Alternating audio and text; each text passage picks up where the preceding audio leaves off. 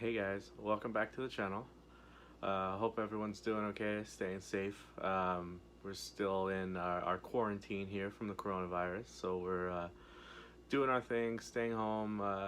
Only going out when we have to for groceries and essential things like that. So, like many of you, we're trying to find things to do, keep ourselves entertained.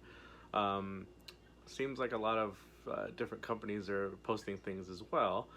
One of the things that caught my attention the other day was a post I read from the DoubleTree Hotel where they released their recipe for their chocolate chip cookies. For those of you that don't know, if you stay at a DoubleTree Hotel, when you check in, they give you a cookie per guest. It's always warm, it's always delicious. Kind of an odd thing, maybe. I used to think it was weird, but kind of just get used to it, and it's become a staple for them. And lo and behold, for this pandemic, while we're all staying inside, they have released their recipes. So I thought it would be fun to give it a try. I've taken the liberty of pre-measuring most of the items that we'll need, try to speed things up a little bit. Here is the recipe, though, for those of you that didn't see the post. And again, this came from the DoubleTree Hotel. And so this is what we're working with here. And let's go ahead and get started. I'm just gonna follow the recipe. So here's all the ingredients. And then here are their step-by-step directions. Just go over the list of ingredients here. We got the 2 sticks of softened butter, which I've left out for a few hours now here on the counter. 3/4 of a cup of sugar, and it says +1 tablespoon, so I assume that means we're going to add one more, so I have my tablespoon here. 3/4 cup packed brown sugar, still holding the shape of the measuring cup I used. 2 large eggs, 1 1/4 teaspoon of vanilla extract, some lemon juice, which I'm not using actual lemon juice, I am using this concentrate. We have 2 1/4 cups of flour here, 1/2 cup of rolled oats, a teaspoon of baking soda, which I haven't taken out yet, so here's a teaspoon of baking soda, a teaspoon of salt, a pinch of cinnamon, and let's see, 2 2/3 cups of Nestle's Toll House semi-sweet chocolate chips, and 1 3/4 cups walnuts. And that is it. That is the recipe. I'll be using the tripod here and filming hopefully the mixing bowl, so you guys can kind of see as things come together when I have to use both hands and I can't hold this one. Other times I'll be showing you guys the handheld version here using my iPhone, just so you guys are aware of how we're doing this. So let's go ahead and begin. We're going to begin with, let's see, cream butter, sugar, and brown sugar in the bowl. So it's the recipe does call for a stand mixer. Ours isn't ready to go. We're missing the bowl, so we're going to use a hand mixer and just kind of roll with it. So we're going to cream the butter, sugar, and brown sugar together on medium speed for 2 minutes. So the recipe does call for a stand mixer. Ours isn't ready to go. We're missing the bowl, so we're going to use a hand mixer and just kind of roll with it. So we're going to cream the butter, sugar, and brown sugar together on medium speed for 2 minutes.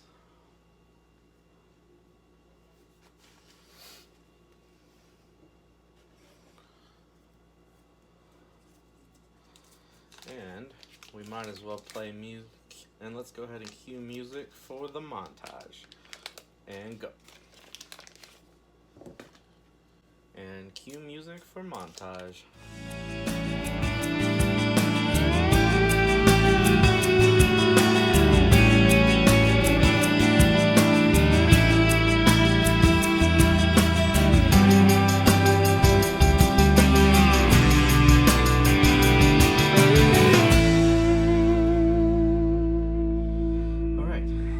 Recipe called for us to mix that on medium for about 2 minutes, and that's what I did. And again, we're not using a stand mixer, I'm using the hand mixer, so it will probably a little different consistency, but this is what ours looks like. Next, we are going to add the eggs, the vanilla, and the lemon juice. And we're going to do it on low for about 30 seconds. And then medium for 2 minutes.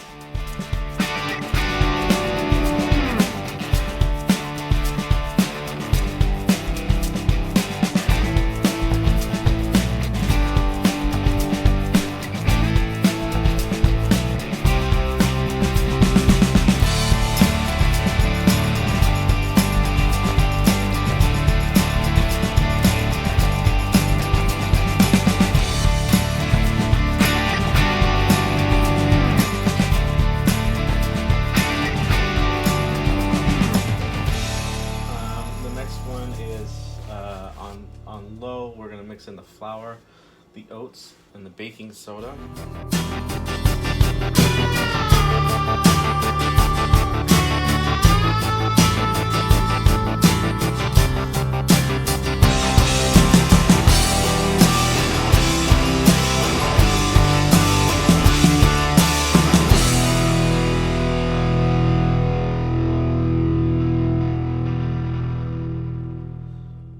This is our mixture now, after adding in the flour and the oats.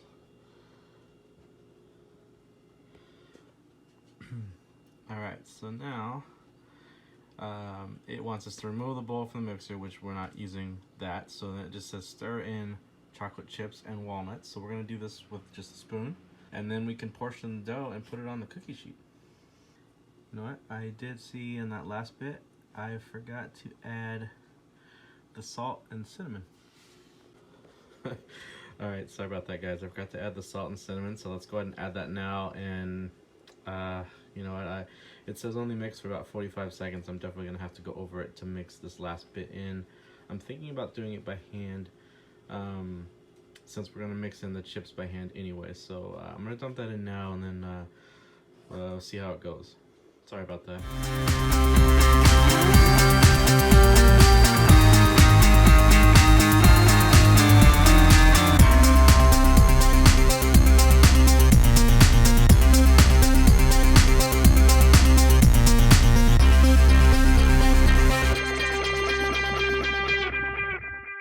This is definitely a mess. The reason I did it this way is I didn't want to overmix it. Again, it says it right in the thing, don't mix it too long, and unfortunately, because I left out the salt and the cinnamon, I'd already reached my limit, and I felt like if I kept going, it would definitely overmix it. This last bit, it says to mix in the chips and the walnuts. So go ahead and take a good half those and half these, and I don't know, do our best to mix this in. This mixture is very creamy and sticky. Of course, now it's looking real good with all those chips in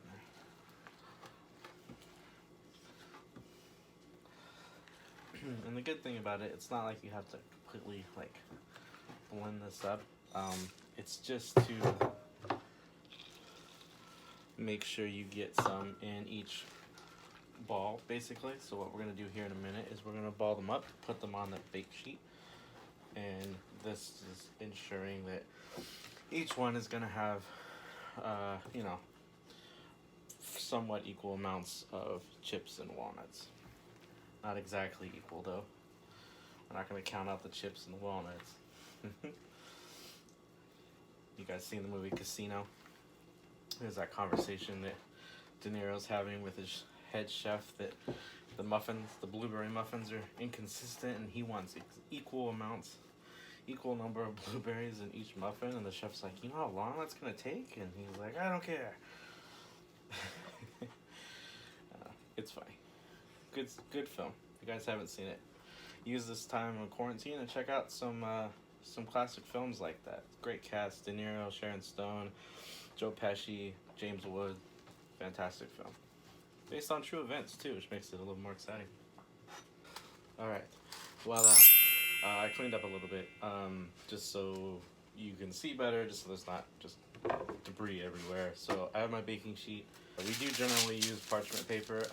It just so happens This recipe specifically calls for it. But we do normally use it. I know not everyone does. This part's the easy part. So you scoop the dough. It says about 3 tablespoons worth. Keep it 2 inches apart. Preheat the oven at 300, which we've already done, and bake for quite a while, 20 to 23 minutes, or until edges are golden brown and the center is still soft. And then it says to remove and cool for 1 hour on baking sheet. So this may take a little bit of time. So let's get into it. See what we can do here. You know, regardless though, these are gonna taste great. I can tell already. Just how creamy and consistent, the consistency of the dough, amazing. These are gonna be good. I am worried if I have enough baking sheets. It says when these are cooling to cool on the baking sheet for an hour. It's a long time. I'm not used to that. I'm not used to having these cooked for so long either. Usually the sugar cookies I make, it's, you know, baked for like 6-7 minutes. But you know, I only got 6 cookies on this thing. It's not very many. I have another baking sheet over here on the stove.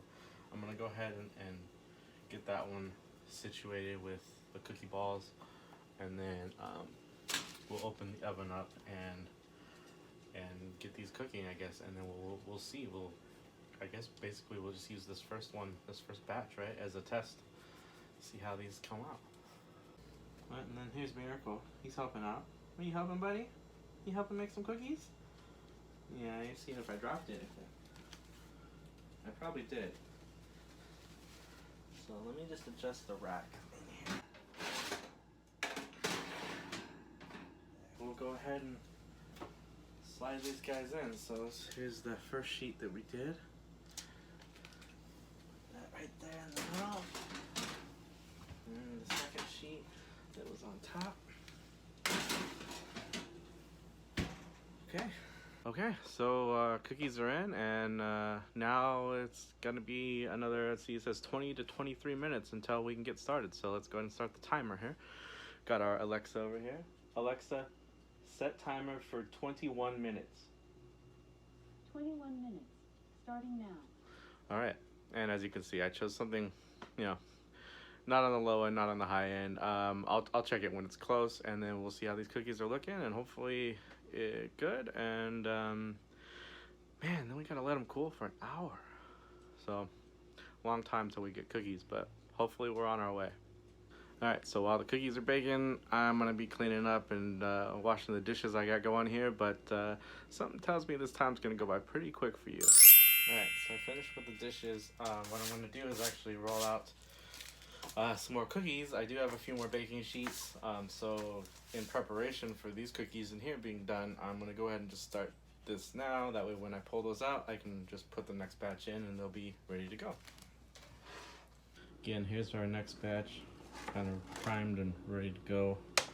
Set that here. I'm going to use the cutting boards here and over there to set these cookies down to cool. And again, it's going to take 1 hour. And there's our timer going off.